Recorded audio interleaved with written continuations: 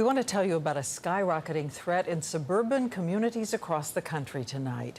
A steady supply of cheap and powerful heroin being marketed with fashionable names and sold directly to teens and children, even in middle schools. It came to our attention after our station WABC reported on the growing problem in the suburbs of New York. And now Sharon Alfonsi has a look at heroin addiction in the suburbs nationwide. It's 7 a.m. and we're on an undercover surveillance operation with the DEA. Got a young male coming up now, jacket on. At this bus stop, drug dealers are dropping off heroin that will be sold in the suburbs later in the day. Take it right back out and, again, you'll see it in the schools. Across the country, heroin use is skyrocketing and teenagers are dying.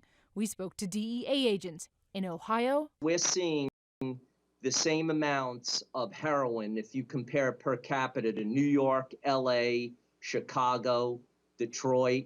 In the suburbs of Denver, Salt Lake City, even rural Wisconsin, heroin has taken hold.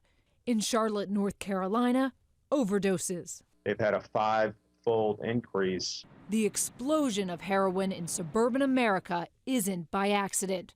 Rather, it's the plan of drug lords from Mexico and Colombia who are aggressively marketing the drug to middle America. Packets of heroin now stamped with popular brand names, even blockbuster movies like Twilight. They're using dealers who used to peddle pot to push heroin. Often, they give it away for free. Once kids are hooked, they sell it dirt cheap. You could buy this with your lunch money. You could buy one of these bags of heroin for $5. Cheaper than marijuana and more potent than any pill. I was paying $60 a pill for OxyContin, heroin. It was cheaper. New York affiliate WABC spoke to former users. You'll never get that same rush you got from the very first time you did it. Often, teens start by snorting it. It's unexplainable that you keep chasing it.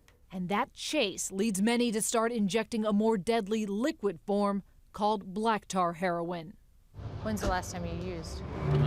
Last night. Jake told us he tried heroin for fun and instantly became addicted. Not surprising, today's heroin isn't just cheaper, it's stronger. In the 70s, most heroin was about 3% pure. Today, it's upwards of 60%. And the more potent it is, the more deadly. So every day you shoot up is a day you could die of the overdose. Back at that bus stop, we watched teens walk away with their fix for the day. I guess I'm surprised this is happening in broad daylight. It's come out from the shadows, that's the whole thing. People need to realize it's not confined to, like we said before, the alleyways and the dark, dingy rooms. It's here.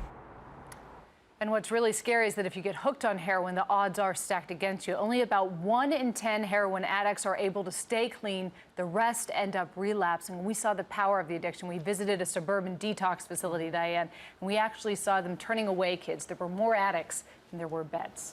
This is so hard to believe this is happening in America's suburbs, but you're going to introduce us tomorrow to some kids who say they didn't really grasp how addictive it is. They didn't think this was any different than marijuana. They thought it was just as addictive or not quite as addictive as marijuana, surprisingly. And we're also going to tell you what parents need to know and how you can spot the signs of addiction. And of course, on our website, we always have more, so go there, abcnews.com, and thank you, Sharon Alfonsi.